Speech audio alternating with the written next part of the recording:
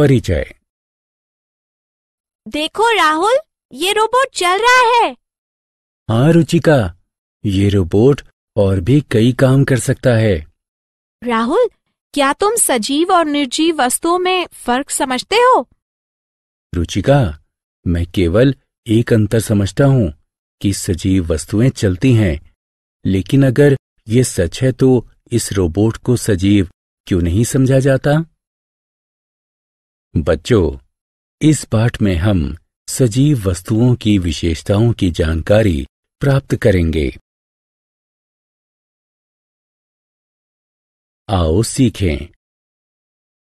जीवन का वर्णन करना, सजीवों के लक्षणों की पहचान करना, ये समझना कि सजीव वस्तुओं में कोशिकाएं होती हैं, इसकी पहचान करना कि सजीव वस्तुएं जन्म लेती और विकसित होती हैं, सजीव वस्तुओं के द्वारा ऊर्जा के उपयोग की जानकारी प्राप्त करना, ये समझना कि सजीव वस्तुएं परिवर्तन का अनुभव और उसके लिए अभिक्रिया करती हैं, इस पर विचार करना कि सजीव वस्तुएं जनन करती हैं।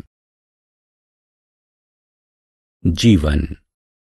जीवन उन रासायनिक अभिक्रियाओं के जरिए इसे परिलक्षित करने वाले अणुओं का विलक्षण जटिल कोशिकीय संगठन है, जिनके फलस्वरूप जन्म, विकास, अभिक्रियात्मकता, अनुकूलन और जनन होता है।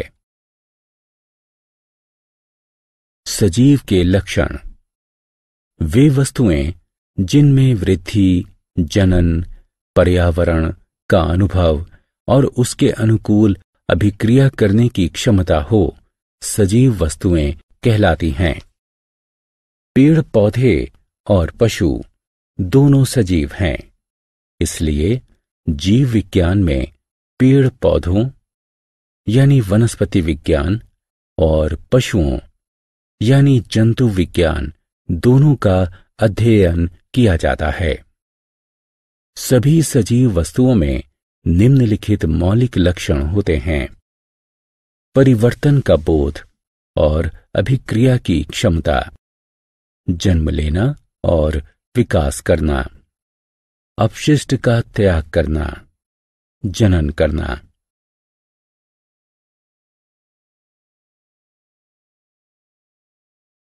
सजीवों में कोशिकाएं। प्रत्येक सजीव प्राणी में एक खास विशेषता होती है। इसे दो या दो से अधिक भागों में विभाजित नहीं किया जा सकता है। किसी सजीव प्राणी का शरीर एक या एक से अधिक कोशिकाओं का बना होता है। कोशिकाओं को जीवन का संरचनात्मक एवं कार्यात्मक एकक माना जाता है। कोशिकाएं जीव द्रव्य अथवा सजीव पदार्थ से बनी होती हैं। शरीर की सभी क्रियाएं और जीवन के गुणधर्मों का कारक जीव द्रव्य होता है। कुछ सजीव प्राणी केवल एक कोशिका से बने होते हैं, जैसे अमीबा, पैरामीशियम। इन्हें एक कोशिकीय कहा जाता है। वे जीव जो अनेक कोशिकाओं से बने होते हैं बहुकोशिकीय कहलाते हैं। सजीव प्राणियों का जन्म और विकास। सभी सजीव बढ़ते तथा विकास करते हैं। सजीव में बढ़त नए जीव द्रव्य के आकार, भार एवं संश्लेषण में वृद्धि के कारण होती है। पशुओं का विकास एक निश्चित आयु तक होता है, जबकि पेड़ पौधे जीवन पर्यंत बढ़ते रहते हैं। सजीव प्राणियों द्वारा ऊर्जा का उपयोग। न केवल शरीर के विभिन्न क्रियाकलापों के लिए, बल्कि उत्क्रम माप यानी किसी प्रणाली में विकार या रोग की सीमा को नियंत्रित रखने अथवा गड़बड़ी को दूर करने के लिए भी सजीव प्राणी को निरंतर ऊर्जा की आवश्यकता पड़ती है।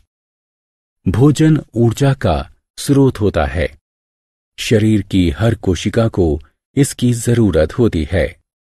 पेड़ पौधे प्रकाश संश्लेषण की क्रिया से अपना भोजन तैयार करते हैं। प्रकाश संश्लेषण की क्रिया के लिए पेड़ पौधों को धूप, पानी और पर्णहरित यानी क्लोरोफिल की जरूरत होती है।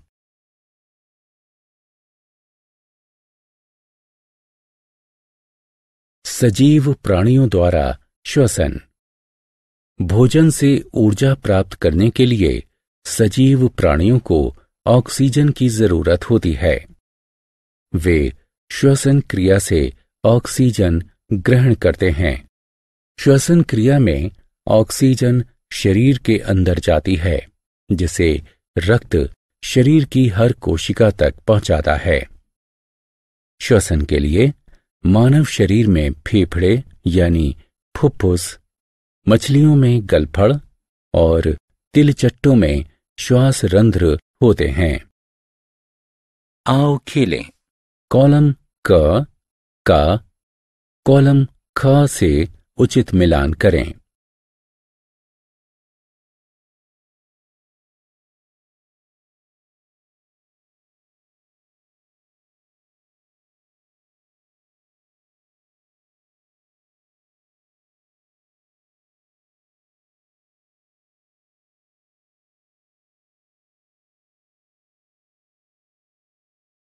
सजीव प्राणियों में परिवर्तन के अनुभव और अभिक्रिया की क्षमता।